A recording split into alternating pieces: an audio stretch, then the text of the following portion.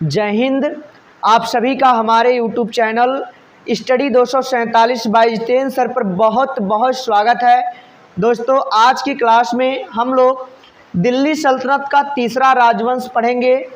इसके पहले की क्लास में हम लोग दो राजवंशों को कंप्लीट कर लिए थे। एक है आपका गुलाम वंश और एक है आपका खिलजी वंश। तो दोस्तों, आज की क्लास में हम लोग दिल्ली सल्तनत का तीसरा राजवंश पढ़ेंगे जिसका नाम है तुगलक वंश। दोस्तों, तुगलक वंश की स्थापना गयासुद्दीन तुगलक ने किया था। गयासुद्दीन तुगलक को गाजी मलिक के नाम से भी जाना जाता है। तुगलक वंश की स्थापना गयासुद्दीन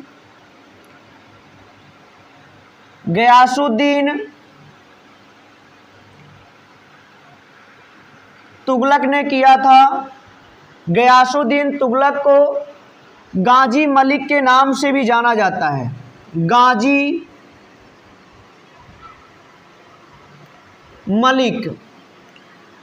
मलिक के नाम से भी जाना जाता है। दोस्तों, गयासुद्दीन तुगलक का टोटल 5 वर्ष का कार्यकाल था। 5 वर्षों तक शासन किया था। गयासुद्दीन तुगलक का टाइमिंग है 1320 से लेकर 1325 ईस्वी। गयासुद्दीन तुगलक के द्वारा सबसे महत्वपूर्ण किया गया कार्य है कि उसने अलाउद्दीन खिलजी के द्वारा जो सैन्य व्यवस्था लागू की गई थी उसको इसने भी लागू रखा। तो अलाउद्दीन खिलजी के सैन्य व्यवस्था को लागू रखा था गयासुद्दीन तुगलक।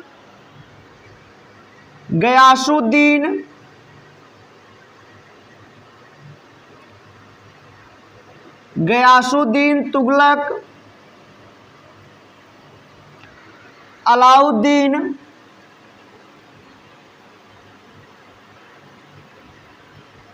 अलाउद्दीन खिलजी की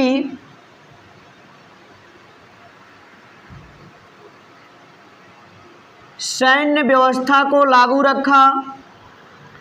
जिस तरह से दोस्तों अलाउद्दीन खिलजी अस्थायी सेना रखना प्रारंभ किया था और सेना को नगद वेतन देना प्रारंभ किया था, उसी तरह से गयासुद्दीन तुगलक ने भी अस्थायी सेना रखना प्रारंभ किया और सेना को नगद वेतन देना प्रारंभ किया था। दोस्तों, अलाउद्दीन खिलजी के द्वारा उपहार में, दान में, पेंशन में जो भूमि दी गई थी उसको वापस ले लिया गया था। दोस्तों, गयासुद्दीन तुगलक ने पुनः उस भूमि को वापस कर दिया था। तो अलाउद्दीन खिलजी के द्वारा ली गई भूमि को गयासुद्दीन तुगलक ने वापस कर दिया था।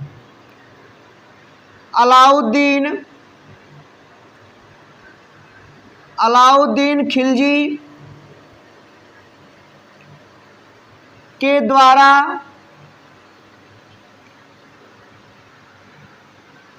ली गई भूमि को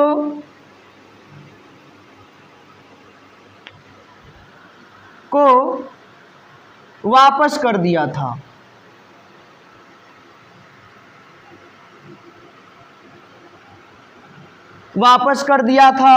दोस्तों, गयासुद्दीन तुगलक के समय में मंगोलों का सबसे अधिक बार आक्रमण हुआ था।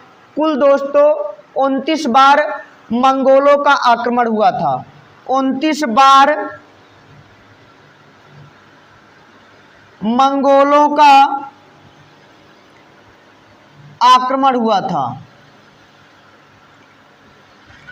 गयासुद्दीन तुगलक दिल्ली सल्तनत का पहला ऐसा शासक है जिसने सिंचाई की सुविधा के लिए नहरों का निर्माण करवाया था। सिंचाई की सुविधा के लिए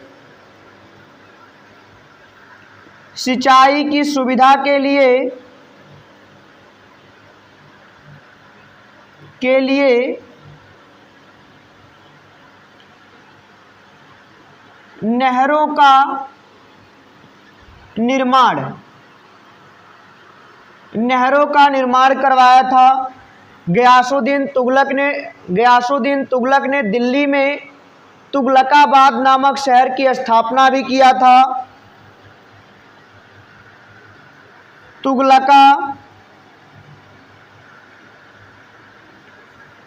नामक शहर की स्थापना किया था। 1325 ईस्वी में दोस्तों बंगाल अभियान पर गया हुआ था और वहाँ से वापस लौट रहा था। उसके लिए एक स्वागत समारोह का आयोजन किया गया था अफ़गानपुर में। दोस्तों अफ़गानपुर में एक झोपड़ी बनवाई गई थी। गयासुद्दीन तुगलक का जो सबसे बड़ा पुत्र है जिसका नाम है जौना खां, जो आगे चल करके मोहम्मद बिन तुगलक के नाम से दिल्ली की गद्दी पर बैठेगा, गयासुद्दीन तुगलक का उत्तराधिकारी बनेगा। तो दोस्तों अफ़गानपुर में उसी स्वागत समारोह के दौरान झोपड़ी में बैठ करके हाथियों का परेड चल रहा था, उसी परेड को देख रहा था। अचानक से झोपड़ी गिर गई और उसी झोपड़ी में दबकर गयासुद्दीन तुगलक का छोटे पुत्र की मृत्यु हो गई थी। उसके बाद 1325 में इसका जो उत्तराधिकारी बना उसका नाम है मोहम्मद बिन तुगलक। तो दोस्तों हम लोग देखते हैं मोहम्मद बिन तुगलक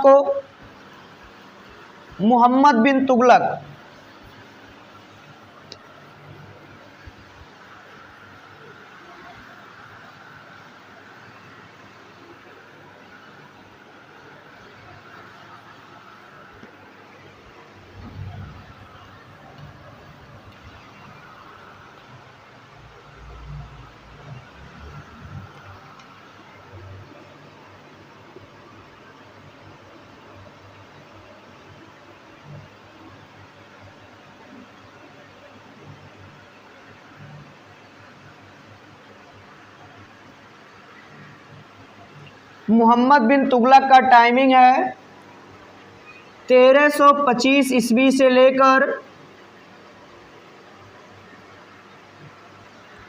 1351 ईस्वी। मोहम्मद बिन तुगलक के बचपन का नाम था जौना खां। बचपन का नाम जौना खां था।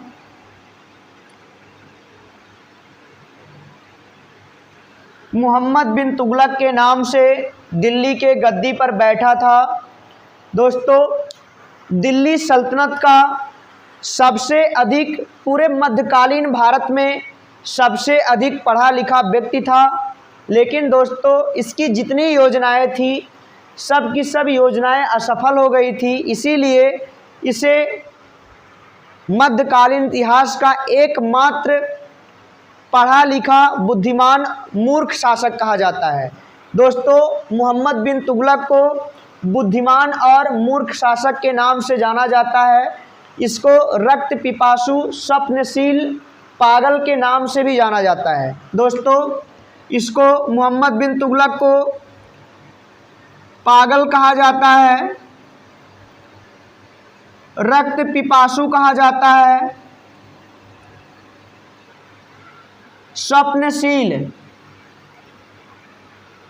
स्वप्नशील कहा जाता है और दिल्ली सल्तनत का बुद्धिमान और मूर्ख शासक के नाम से इसे जाना जाता है।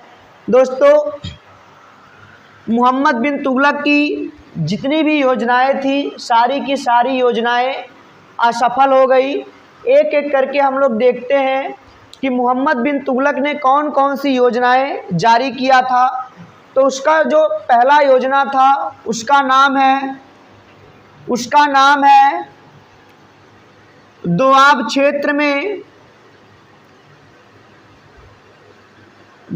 क्षेत्र में कर वृद्धि। दोस्तों मोहम्मद बिन तुगलक ने दोआब क्षेत्र में कर वृद्धि किया था उसके बाद दोस्तों उस क्षेत्र में अकाल पड़ गया और प्लेग नामक बीमारी फैल गई। अकाल पड़ गया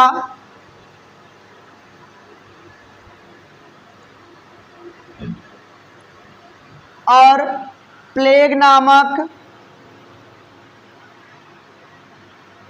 बीमारी फैल गई।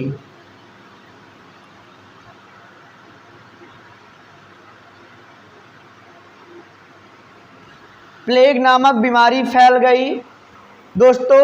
इस तरह से इसकी यह भी योजना असफल रही। उसके बाद इसका अगला योजना है राजधानी परिवर्तन। 1327 ईस्वी में मोहम्मद बिन तुगलक ने राजधानी परिवर्तन किया था। मोहम्मद बिन तुगलक ने राजधानी परिवर्तन किया था।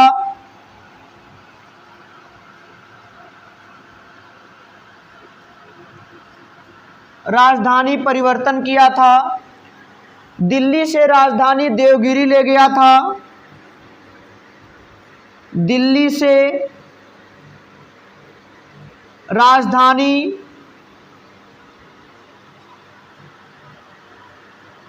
देवगिरी ले गया था और उसका नाम बदलकर दौलताबाद रखा था। दोस्तों जिस तरह से जनता को प्रताड़ित करते हुए, मारते हुए, पीटते हुए दिल्ली से देवगिरी ले गया था, पुनः देवगिरी से उसी तरह से जनता को मारते हुए, पीटते हुए दिल्ली लाया था। तो दोस्तों इसकी यह भी योजना असफल रही। दिल्ली से राजधानी देवगिरी ले गया और पुनः राजधानी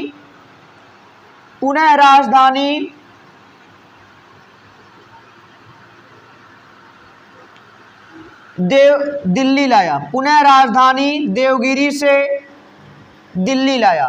दोस्तों इसका तीसरा योजना था सांकेतिक मुद्रा का प्रचलन। तो सांकेतिक मुद्रा का प्रचलन किया था।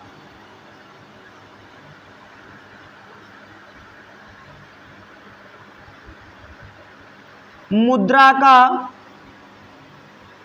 प्रचलन, सांकेतिक मुद्रा का प्रचलन किया था। दोस्तों मोहम्मद बिन तुगलक ने देखा कि दरबार में सोने और चांदी का भंडारण कम हो रहा है, तो सोने और चांदी के भंडारण को कम होता हुआ देख करके इसने सोने और चांदी के सिक्के को दरबार में मंगवा लिया और उसके बदले में तांबा और कांसे का सिक्का दिया। अब दोस्तों सब लोगों ने अपने घरों में सिक्का छापने का टकसाल लगा लिया और कांसा और तांबे का सिक्का छापना प्रारंभ कर दिया। इस तरह से बाज़ार में बहुत ज़्यादा सिक्का आ गया, बाज़ार में अव्यवस्था हो गया। तो इसकी यह भी योजना असफल रही। पुनः सारे सिक्के को दरबार में मंगवाया और चांदी और सोने के सिक्के को वापस कर दिया। तो दोस्तों लगातार इसकी योजनाएं असफल होती गई, इसीलिए इसको बुद्धिमान और मूर्ख कहा जाता है। दोस्तों मोहम्मद बिन तुगलक बहुत ही ऐसा व्यक्ति था कि चिढ़ने वाला बहुत ज़्यादा व्यक्ति था। दोस्तों झल्ला जाता था। जैसे बहुत सारे लोग क्या करते थे, कागज़ में कुछ लिख देते थे ऐसे कि मोहम्मद बिन तुगलक बहुत पागल आदमी है, जो उसका मन करता वो करता रहता है। अब सुबह में देखता था, महल में लोग फेंक जाते थे, सुबह में देखता था तो मोहम्मद बिन तुगलक एकदम झल्ला जाता था। तो दोस्तों इसकी सारी योजनाएं असफल रही। लेकिन दोस्तों इसने अपने समय में कई अच्छे कार्य किए, जैसे कृषि के विकास के लिए दीवाने कोही नामक एक विभाग बनाया था, जो कि बहुत इम्पोर्टेंट है, एग्जाम में पूछा जा चुका है कि कृषि के विकास के लिए दीवाने कोही नामक विभाग किसने बनाया था। तो मोहम्मद बिन तुगलक ने कृषि के विकास के लिए दीवाने कोही नामक विभाग बनाया था।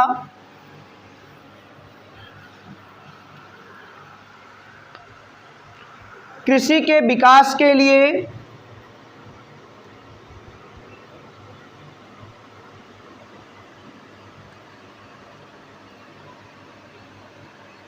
के लिए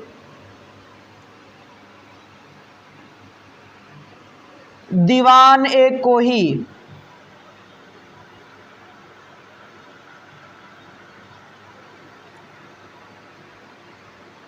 दीवान-ए-कोही नामक विभाग बनाया था।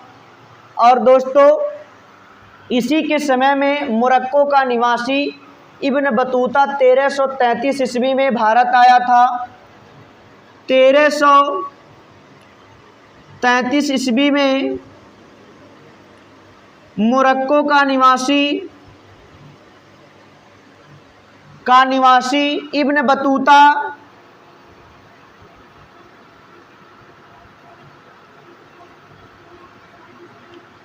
इब्न बतूता भारत आया था। दोस्तों 1333 में भारत आया था और 1347 ईस्वी तक 1347 ईस्वी तक भारत में रहा। मोहम्मद बिन तुगलक इब्न बतूता के विद्वानता से प्रभावित होकर के उसे अपने दरबार का काजी या न्यायाधीश नियुक्त किया था। दोस्तों काजी का मतलब होता है न्यायाधीश, तो अपने दरबार का काजी नियुक्त किया था जिसको न्यायाधीश बोलते हैं। और इब्न बतूता के द्वारा लिखी गई एक पुस्तक है जिसका नाम है रेहला नामक पुस्तक से मोहम्मद बिन तुगलक के इतिहास की जानकारी मिलती है। दोस्तों आगे हम लोग देखते हैं, मोहम्मद बिन तुगलक इब्न बतूता को अपना राजदूत बनाकर 1342 ईस्वी में चीन भेजा था। ये भी बहुत इंपॉर्टेंट क्वेश्चन है, एग्जाम में पूछा जा चुका है। 1342 ईस्वी में इब्न बतूता को अपना राजदूत बनाकर मोहम्मद बिन तुगलक चीन भेजा था। इब्न बतूता को अपना राजदूत बनाकर चीन भेजा था। दोस्तों 1347 ईस्वी में इब्न बतूता अपने देश लौट गया। मोहम्मद बिन तुगलक के ही समय में 1336 ईस्वी में हरिहर और बुक्का नामक दो भाइयों ने दक्षिण भारत में विजयनगर साम्राज्य की स्थापना किए थे। तो दोस्तों ये भी बहुत इम्पोर्टेंट है। 1336 ईस्वी में दक्षिण भारत में हरिहर और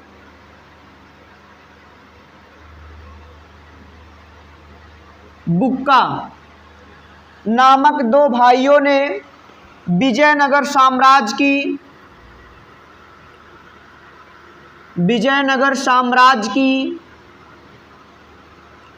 स्थापना किए थे।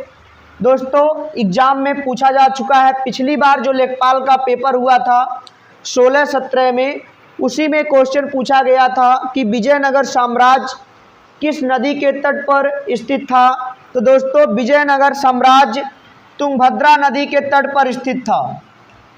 तुंगभद्रा नदी के तट पर स्थित है विजयनगर साम्राज्य, एग्जाम में पूछा जा चुका है।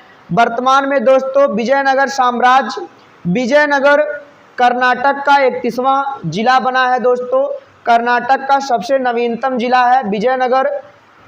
वर्तमान में कर्नाटक में कुल 31 जिले हैं और 31 नंबर का जो जिला है उसका नाम है विजयनगर। तो इसको याद रखिएगा दोस्तों, एग्जाम में पूछा जा चुका है। 1347 ईस्वी में महाराष्ट्र में अलाउद्दीन बहमन शाह या अलाउद्दीन हसन गंगू, एक ही व्यक्ति का नाम है। 1347 ईस्वी में महाराष्ट्र में अलाउद्दीन हसन गंगू या अलाउद्दीन बहमन शाह ने अलाउद्दीन हसन गंगू या अलाउद्दीन बहमन शाह ने 1347 ईस्वी में महाराष्ट्र में बहमनी राज्य की स्थापना किए थे। तो दोस्तों ये भी बहुत इम्पोर्टेंट है। 1351 ईस्वी में मोहम्मद बिन तुगलक का मृत्यु थट्टा के